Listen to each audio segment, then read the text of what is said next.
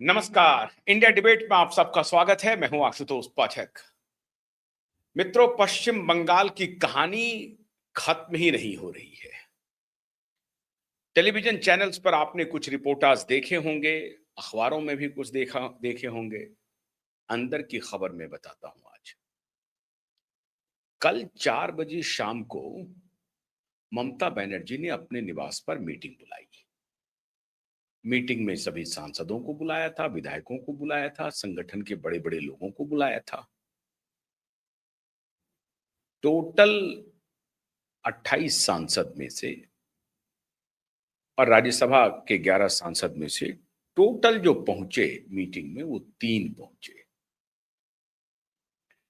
उसके बाद विवाद थोड़ा गहरा गया, सुर्खियां चलनी शुरू हो गई और उस मीटिंग के बाद 2-3 घोषणाएं हुई, 2-3 अपॉइंटमेंट उन्होंने किया। उसमें प्रदेश अध्यक्ष की घोषणा की उन्होंने, तृणमूल कांग्रेस के यूथ प्रेसिडेंट की घोषणा की, सयानी घोष को बनाया। तीनों महिला तीनों महिला तीनों जो पद की घोषणा की गई, जो महिला अध्यक्ष की घोषणा की गई वो महिला, जो स्टेट प्रेसिडेंट की घोषणा की गई वो महिला, और यूथ प्रेसिडेंट की जो घोषणा की गई, पार्टी की यूथ विंग की प्रेसिडेंट, महिला प्रेसिडेंट नहीं, यूथ विंग की जो प्रेसिडेंट की घोषणा की गई वो भी महिला। तो कुल मिलाकर के ये हुआ कि तीनों महिला सदस्यों की घोषणा हुई, लेकिन सिर्फ 3 सांसद आए। उसके बाद खबरें चलनी शुरू हो गई, मीडिया में भी आपने देखा होगा, प्रतिक्रियाएं आने लगी। सुखेंदु शेखर रॉय कह रहे हैं कि मेजॉरिटी सांसदों ने तिरस्कार कर दिया है। मैंने कल ही आपको बताया था कि 16 सांसद को लेकर के श्रीमती काकोली घोष दस्तीदार अमित शाह से मुलाकात करने के लिए पहुंचे, और ये बात मैं नहीं कह रहा हूं, टीएमसी की बड़ी नेता ने ही कहा। उनके हवाले से यह खबर आई, उन्होंने इसकी पुष्टि की। अब सुखेंदु शेखर रॉय कह रहे हैं कि 23 सांसद, 22 चाहिए उनको, 23 सांसद मतलब मेजॉरिटी सांसद नए गुट के साथ है। मतलब ऋतव्रत बनर्जी बंदोपाध्याय ने जो नया गुट बनाया है, संदीपन सहा ऋतव्रत बंदोपाध्याय, इसके देखरेख में सारे सांसद नए गुट के साथ हैं। मतलब सांसदों का एक समूह बन जाएगा। पार्टी पर असल कब्जा किसका होगा? ऋतव्रत बंदोपाध्याय का होगा, संदीपन सहाय का होगा, या जो सांसद जब टूट जाएंगे या सांसद में से किसी का होगा? इसकी चर्चा बाद में होगी कि नए जो गुट बने हैं उस गुट का फाइनल नेतृत्व कौन करेगा। अभी विधानसभा में तो नेतृत्व ऋतव्रत बनर्जी के पास है, जिसको कि तृणमूल कांग्रेस ने कल ही कहा कि इसको हम चुनौती देंगे अदालत में, क्योंकि अभी भी तृणमूल कांग्रेस की जो अध्यक्ष हैं, तृणमूल कांग्रेस के जो महासचिव हैं, वो ममता बनर्जी और महासचिव उनके भतीजे, वो सब हैं। तो पार्टी के संविधान के अनुसार पार्टी जिसे नामित करेगी वो लीडर ऑफ अपोजिशन होगा, या जो चुने हुए रिप्रेजेंटेटिव होंगे वो जिनको इलेक्ट करेंगे वो लीडर ऑफ अपोजिशन होगा। पता नहीं किस आधार पर तृणमूल कांग्रेस कह रही है कि ऋतव्रत बनर्जी के अपॉइंटमेंट को हम अदालत में चुनौती देंगे। कोई बात नहीं है, उनके पास कल्याण बनर्जी जैसे वकील हैं, वो जाएंगे। लेकिन अगर पार्टी का संविधान ये कह रहा है कि चुने हुए रिप्रेजेंटेटिव की कोई भूमिका नहीं है तृणमूल कांग्रेस में, और उसको चुनाव आयोग से मान्यता मिले, अगर पार्टी रजिस्टर्ड है तो जाहिर है चुनाव आयोग ने उसको सही ठहराया होगा कि भाई आपका जो भी संविधान है हम उसको स्वीकार करते हैं, अंगीकार करते हैं। और अगर ये स्वीकार चुनाव आयोग में रजिस्ट्रेशन के दौरान ही हो गया कि अगर लीडर ऑफ अपोजिशन का या मुख्यमंत्री का फैसला चुने हुए रिप्रेजेंटेटिव नहीं लेंगे, लेंगे कौन? तो पार्टी के अध्यक्ष लेंगे या पार्टी की वर्किंग कमेटी लेगी। अगर पार्टी मान लीजिए कि चुनाव में जीत करके आती है, तो जीतने की स्थिति में कौन होगा नेता? विधायक दल का। क्या ये विधायक तय करेंगे या संगठन तय करेगा? प्रेसिडेंट तो है कि विधायक दल तय करेगा, विधायक तय करेंगे अपने दल का नेता, वो विधायकों का नेता होगा, विधायक दल हुआ ना। विधायक दल का मतलब ये नहीं कि वो अलग पार्टी हो गई, party with in the party हुई। विधायक चुन करके आए, विधायक एक साथ बैठे और उसमें से अमंग द इक्वल्स जो है, उसमें से किसी को एक को चुना जो अमंग द इक्वल्स है, वो उसी के ऐसा है। लेकिन सभी विधायकों ने कहा कि भाई बाकी कुछ कहने के लिए, कुछ सुनने के लिए हम अपना अधिकार, अपना नेतृत्व, अपना रिप्रेजेंटेशन अमुक व्यक्ति के हाथ में सौंपते हैं, इस व्यक्ति के हाथ में सौंपते हैं। तो विधायक दल जिस व्यक्ति को रिप्रेजेंटेटिव मानता है वो विधायक दल का नेता होता है। लेकिन क्या तृणमूल कांग्रेस का पार्टी का संविधान कुछ अलग है क्या? इसके बियॉन्ड है क्या? तृणमूल कांग्रेस का पार्टी का संविधान कुछ अलग है और उसको चुनाव आयोग ने सही ठहराया है, तब तो अदालत जा सकते हैं तृणमूल कांग्रेस। लेकिन अगर नहीं है तो ये एक माना हुआ रूल है कि मेजॉरिटी ऑफ विधायक जो है वो जिसे अपना लीडर मानता है वही विधायक दल का नेता होता है। 5 आदमी मिलकर के विधायक दल का नेता नहीं चुन सकते हैं। ये विम्सन फैंसी पे भी नहीं होता है, लाइक डिसलाइक पर भी नहीं होता है, मुझे आपका चेहरा पसंद है नापसंद है इस पर भी नहीं होता है। मेजॉरिटी हेड काउंट्स बहुत इंपॉर्टेंट है और हेड काउंट्स के मामले में ऋतव्रत बंदोपाध्याय का हेड काउंट्स मेजॉरिटी से बहुत ऊपर है। कल ऋतव्रत बंदोपाध्याय ने जब ये मीटिंग खत्म हुई जिसमें कि ममता बनर्जी के यहाँ सिर्फ 3 सांसद पहुंचे, लोकसभा राज्यसभा दोनों मिला करके 3 पहुंचे, तो ऋतव्रत बंदोपाध्याय ने कहा कि अभी तो हमने 60 का 58+2 और 60 का हमने डिटेल भेजा, 60 विधायकों के समर्थन का विधानसभा स्पीकर को, लेकिन ये आने वाले दिनों में 72 हो जाएंगे, कुल बचेंगे 8 हम ममता जी के साथ रहेंगे, लेकिन ये आंकड़ा बढ़कर के हो जाएगा 72। ये ऋतव्रत बनर्जी कैमरे पर कह रहे हैं कि ये 60 ही नहीं रहेगा बल्कि 72 हो जाएगा। मतलब विधायकों के मामले में, विधानसभा के मामले में तृणमूल कांग्रेस मिट्टी में मिल गई। अब ये अलग बात है, अभी आता हूं दूसरी मुद्दे पर, कहां क्या खेल चल रहा है। लेकिन विधायकों के मामले में ऋतव्रत बनर्जी के हिसाब से 72 एमएलए का उनको समर्थन आने वाले दिनों में मिलेगा। तो विधायक दल का नेता और टीएमसी का अपना संविधान क्या कहता है, इसको लेकर के वो अदालत में अगर टकराना चाहते हैं तो उनको पूरी स्वतंत्रता है। चक्कर ये है कि तृणमूल कांग्रेस के नेता कह रहे हैं कि ऋतव्रत बंदोपाध्याय को हमने पार्टी से एक्सपेल कर दिया। एक्सपेल करने का मतलब है क्या उनकी सदस्यता खत्म हो जाएगी? अगर पार्टी का संविधान ये कहता है कि आप चुन करके आए हैं लेकिन आपको पार्टी ने निष्कासित कर दिया, इसका मतलब है कि आप पार्टी के सदस्य नहीं हैं और चूंकि एंटी डिफेक्शन में होगा तो आपको निष्कासित कर दिया तो आप पार्टी के एमएलए भी नहीं रहेंगे।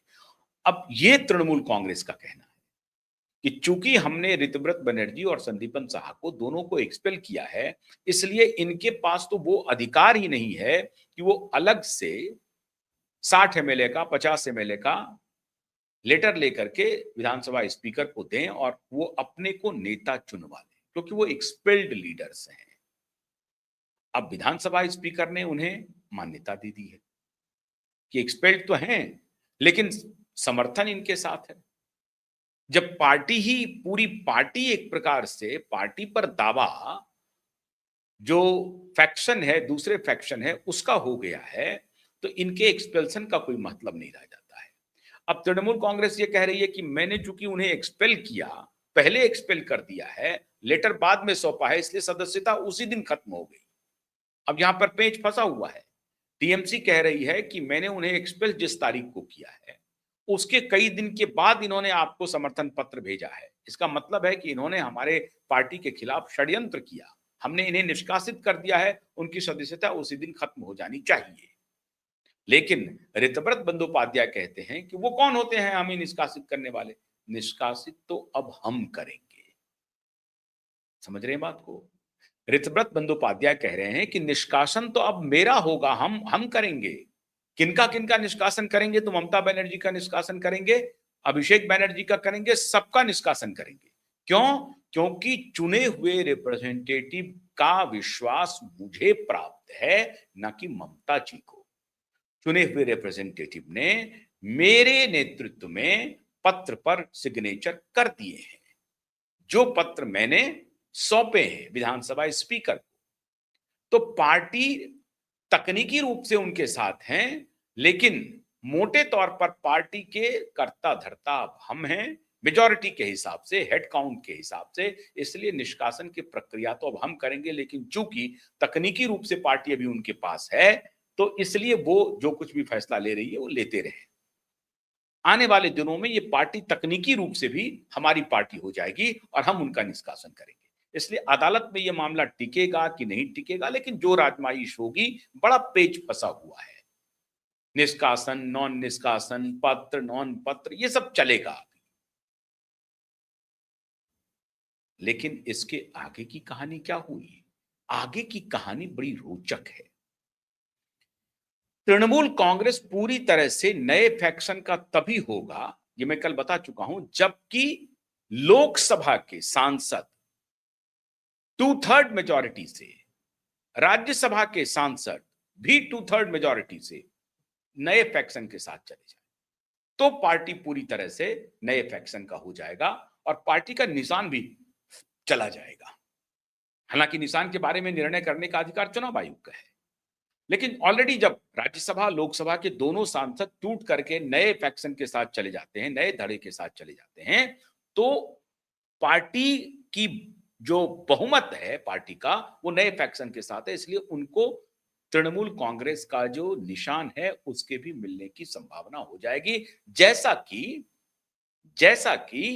एकनाथ शिंदे ने किया श्रीमान उद्धव ठाकरे के साथ, निशान भी लेके गए।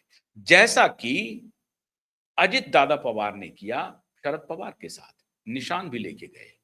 सांसद को भी तोड़ा, संगठन को भी तोड़ा, विधायकों को भी तोड़ा।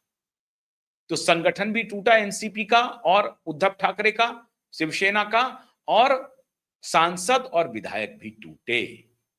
वही स्थिति हूबहू पश्चिम बंगाल में दोहरा दी गई है।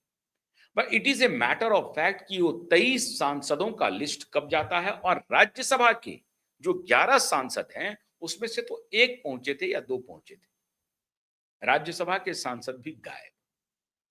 तो राज्यसभा के सांसद भी नदारद, लोकसभा के सांसद भी नदारद। जब ये टूट करके नए फैक्शन के साथ आ जाएगा तो मिल जाएगा फूल का निशान। ये तो सामने से आप सबको दिखाई पड़ गया। अदालत में जो कार्रवाई करने की बात हो रही है, ये भी हो गया। ममता बनर्जी कल रात सो नहीं पाई। उनको आखिरी उम्मीद थी कि 4 बजे संध्या को हमने जो कॉल दिया है इसमें सांसद जरूर आएंगे, लेकिन सांसद नहीं आए। और आप भले ही ममता जी को कंसोल कर दें कि नहीं, बहुत लड़ाका हैं, बहुत मेहनती हैं, फिर से जीरो से हीरो बन जाएंगी ममता बनर्जी, दूर की कौड़ी हो गई। शरद पवार नहीं कर पाए, उद्धव ठाकरे नहीं कर पाए। अस्तित्व किसी तरीके से बचाए हुए हैं, अस्तित्व का संकट है। ममता जी के लिए तो अस्तित्व भी हमको लगता है कि बचा पाना बहुत मुश्किल होगा, बहुत मुश्किल।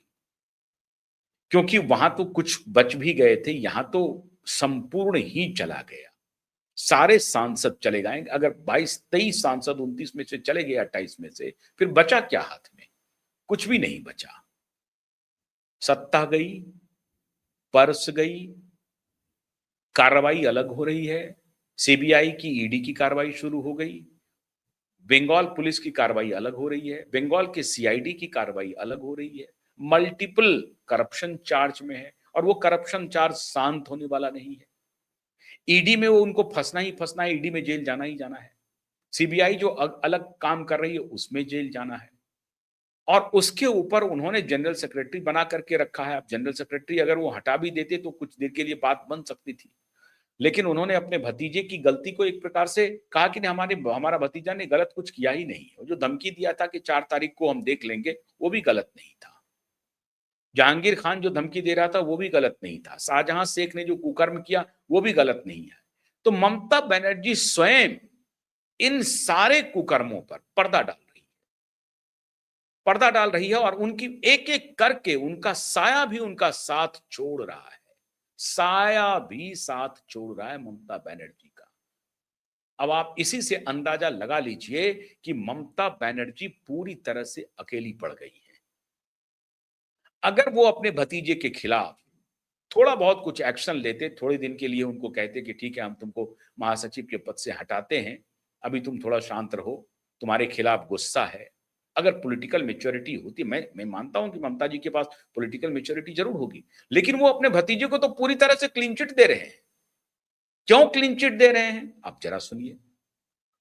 एक एक महत्वाकांक्षी महिला को बड़ी आशा थी कि उन्हें कोई ना कोई जिम्मेदारी भरा पद मिलने वाला है।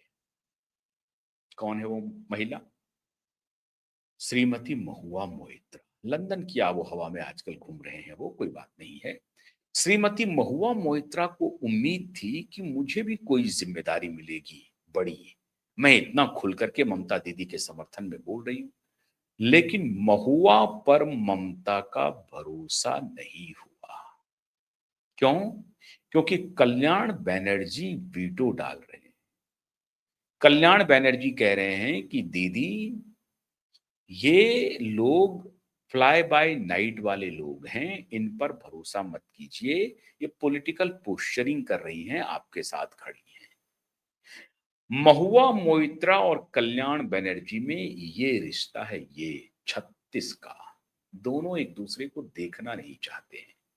और उधर कल्याण बनर्जी ने काकोली घोष दस्तीदार के खिलाफ जो मोर्चा खोला, उसका नतीजा ये हुआ कि काकोली घोष दस्तीदार ने, सिखा तो नहीं है, वो लेडी है, उनका ऑलरेडी बाल बहुत बड़ा है, तो समझिए चाणक्य की तरह उन्होंने भी सिखा खोल लिया कि जब तुमने हमें कहीं का नहीं छोड़ा, हमें अपमानित किया और एक कॉमेडियन को जिम्मेदारी भरा पद दिया, तो मैं इस पार्टी को ही कॉमेडियन बना दूंगा, कॉमेडी बना दूंगा, कॉमेडियन का जमावड़ा बना दूंगा, कॉमेडी बना करके रख दूंगा।